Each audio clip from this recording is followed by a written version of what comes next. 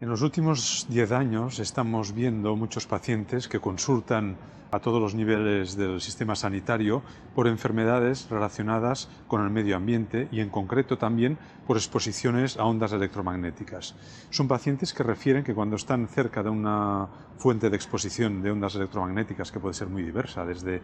una línea eléctrica hasta los wifi, hasta una pantalla de ordenador, un microondas o ordenadores o aparatos electrónicos que tenemos en nuestro medio ambiente o domiciliario o laboral,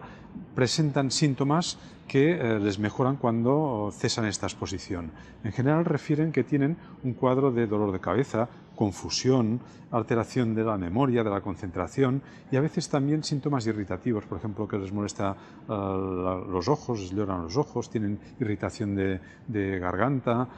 tienen síntomas de dificultad para respirar y todos estos síntomas mejoran cuando se alejan de esta exposición electromagnética.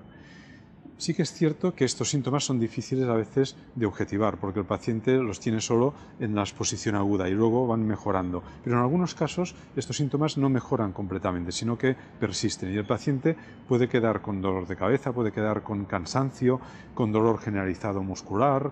con alteración de la concentración, a pesar de que no esté continuamente expuesto a estas ondas electromagnéticas. Este tipo de enfermedades además tienen la característica de que se interrelacionan con otras enfermedades que puede tener el paciente. Por ejemplo, es muy frecuente que los pacientes que tengan ya sensibilidad a productos químicos o alergias, que sumen estos fenómenos de sensibilidad electromagnética a los que ya tienen previamente, con lo cual el paciente puede haberse influenciado por múltiples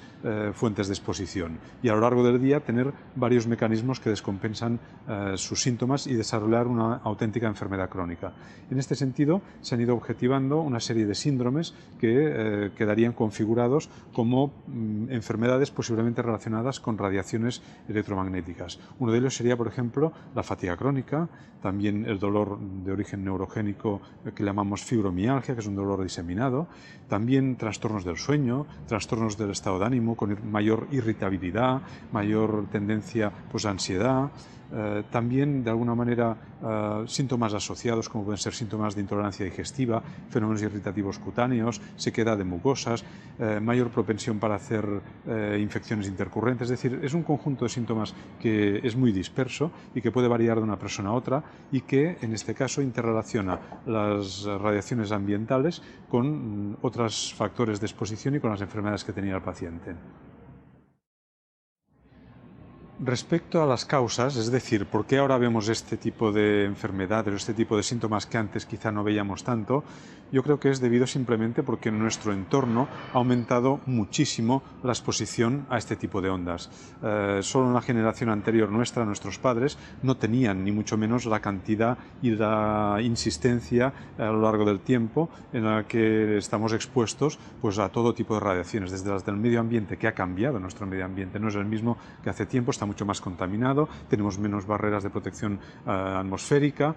tenemos más impacto de los factores naturales, pero además hemos generado muchos factores artificiales, sobre todo las redes de telefonía de alta frecuencia, todas las redes que distribuyen electricidad y ondas en general,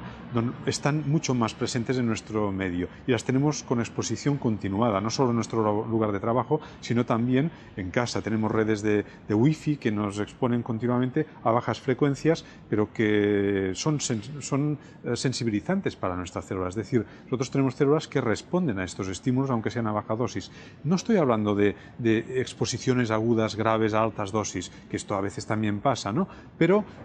sí que es cierto que estamos viendo que estas bajas dosis mantenidas durante mucho tiempo, evidentemente a veces años, pues pueden ser nocivas o pueden sensibilizar a los tejidos de una persona, por ejemplo, al sistema nervioso, a reaccionar de una forma diferente, a no tener una funcionalidad normal. También es cierto que hay un factor que es muy importante, que es un factor que nosotros llamamos aditivo, es decir, las radiaciones electromagnéticas no actúan por sí solas aisladamente, sino que actúan en la persona a la vez que otros múltiples factores. Por ejemplo, nosotros estamos más expuestos a contaminaciones de origen químico, alimentario, atmosférico, y que la contaminación y el efecto químico se sumaría a este efecto y a esta carga de radiación, produciendo un incremento sinérgico de síntomas y de enfermedades en último término. Además, en medicina siempre hay que tener en cuenta al paciente, es decir, el factor de sensibilidad del paciente no es el mismo para todos. Llamamos poblaciones sensibles a las que manifiestan estos síntomas de forma más precoz que otras personas. Por ejemplo, en el lugar de trabajo uno puede tener síntomas asociados a la exposición a la pantalla del ordenador, en cambio otra persona no. Quizá pues haya mayor sensibilidad, en este caso de una persona a otra. En general, las mujeres son más sensibles que los hombres y las edades extremas también. Los niños son mucho más sensibles. Uno de los paradigmas que está sucediendo actualmente en esta enfermedad es que estamos exponiendo precisamente a los niños en las escuelas con redes de wifi durante todo el tiempo de escolarización a estos fenómenos que no sabemos qué van a pasar. Y de alguna manera sería importante que racionalizáramos lo que estamos haciendo, porque si no estamos sumando un conjunto de exposiciones que no tenemos una seguridad de que a largo plazo sean absolutamente seguras. Respecto a las soluciones, no son fáciles. Nosotros siempre abogamos por la prevención, es decir, el principio de precaución. Es mucho mejor evitar estas exposiciones mantenidas, persistentes, aditivas, que no esperar a que hagan daño.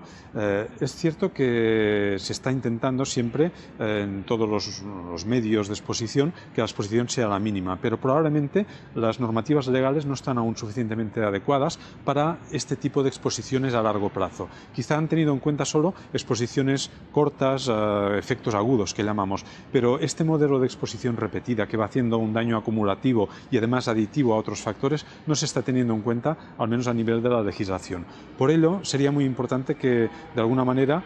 probablemente a nivel europeo o a nivel de comités de expertos, se pudiera racionalizar el efecto sinérgico y también tener en cuenta que hay poblaciones más sensibles que otras personas. Es decir, no todo el mundo tolera lo mismo, con lo cual probablemente los dinteles de tolerancia de exposición tendrían que reducirse muchísimo. Nosotros, como médicos, podemos tratar algunos de los síntomas que presentan estos pacientes, pero los tratamientos son sintomáticos. Por ejemplo, si un paciente tiene dolor de cabeza, le podemos dar un analgésico, pero en realidad no estamos solucionando su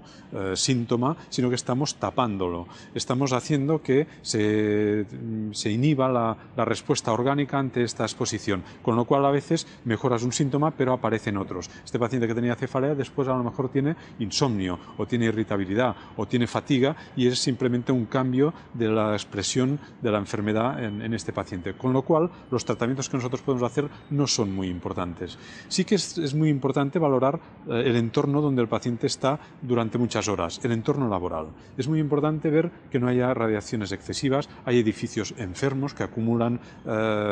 áreas de alta exposición y otros que, por ejemplo, tienen muy malas condiciones de ventilación o condiciones simplemente de no tener una carga electrostática correcta. Esto ha pasado, por ejemplo, en la lipodistrofia, en esta enfermedad en la que los contactos con situaciones como los muebles o cargas electromagnéticas del lugar de trabajo producían contacto con la piel y atrofiaban parte del tejido subcutáneo, produciendo una hendidura en el muslo o en los brazos de la persona que contactaba repetidamente, por ejemplo, con un mueble que tenía una carga electrostática. Todo esto es consecuencia de que no se tienen en cuenta estos fenómenos de ondas de electricidad acumulada y de transmisión a las personas. Quizás es una parte de la medicina que ha quedado un poco relegada y que no hay excesivo interés en que se tenga en cuenta, porque en último término son cambios de condiciones laborales, son cambios de condiciones personales que implican un esfuerzo por parte de la empresa, un esfuerzo por parte de toda la sociedad para adecuarnos. Y finalmente, tener en cuenta que aquí nos estamos jugando el futuro, es decir, el futuro de nuestra salud depende del conjunto de factores nocivos a los cuales nos expongamos, y este claramente es un factor nocivo que no está suficientemente estudiado, con lo cual no sabemos lo que va a pasar cuando una persona que se está exponiendo a un dintel doméstico y laboral como el actual, si dentro de 20 años esto le haya podido causar efectos perjudiciales para su salud. En este sentido, hay algunas evidencias preliminares científicas derivadas de estudios como como el REACH europeo, que nos dicen en estudios de experimentación que el tiempo es un factor importante, la dosis también, y la sensibilidad genética, de género y personal, a veces condicionada por factores de predisposición, puede ser muy importante. Si no valoramos todos estos factores, nos podemos encontrar en el futuro muchísimas más enfermedades de tipo ambiental, en este caso relacionadas con radiaciones electromagnéticas, que puedan dar desde fenómenos neurológicos, inflamatorios, tumorales, irritativos y un conjunto de enfermedades que son incluso difíciles de prever en este momento.